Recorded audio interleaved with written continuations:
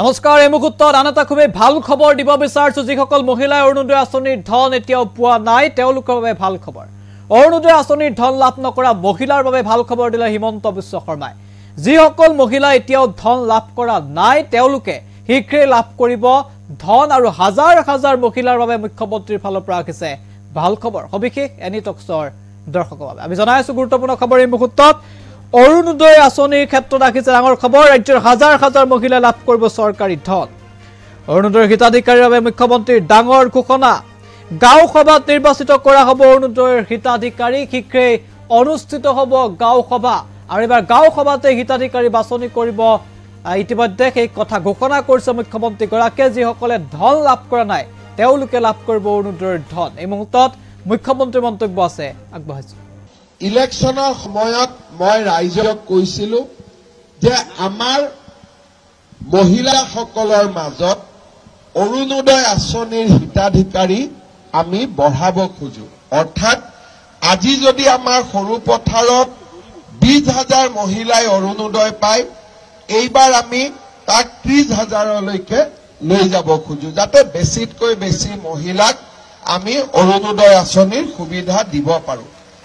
অহা 15 তাৰিখৰ পৰা 28 তাৰিখলৈকে আমাৰ গাঁও সভাসমূহ অনুষ্ঠিত হ'ব আৰু এই গাঁও সভাসমূহত নতুন নতুন অৰুণোদয় হিতাধিকাৰী আমি নিৰ্বাচন কৰিম এইবাৰ আমি হিতাধিকাৰী নিৰ্বাচন কৰোতে সমষ্টিটোত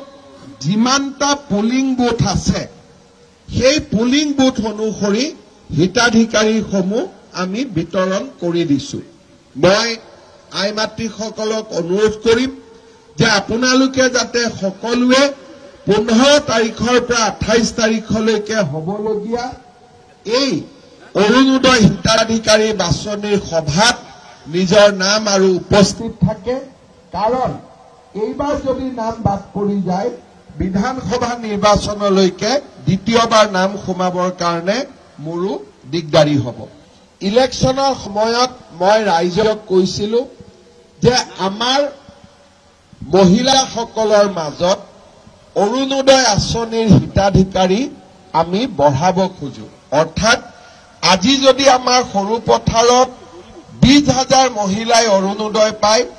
এইবাৰ আমি তাক 30,000লৈকে লৈ যাব খোজো যাতে বেছিতকৈ বেছি মহিলাক আমি অৰুণোদয় আঁচনিৰ সুবিধা দিব পাৰো অহা 15 তাৰিখৰ পৰা 28 তাৰিখলৈকে আমাৰ গাঁও সভাসমূহ অনুষ্ঠিত হ'ব আৰু এই গাঁও সভাসমূহত নতুন নতুন অৰুণোদয় হিতাধিকাৰী আমি নিৰ্বাচন কৰিম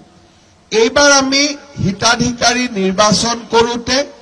সমষ্টিটোত যিমানটা পুলিং বুথ আছে সেই পুলিং বুথ অনুসৰি হিতাধিকাৰীসমূহ আমি বিতৰণ কৰি দিছো মই আই মাতৃসকলক অনুৰোধ কৰিম যে আপোনালোকে যাতে সকলোৱে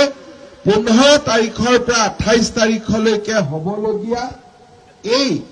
অৰুণোদয় হিতাধিকাৰী বাছনিৰ সভাত নিজৰ নাম আৰু উপস্থিত থাকে কাৰণ এইবাৰ যদি নাম বাদ পৰি যায়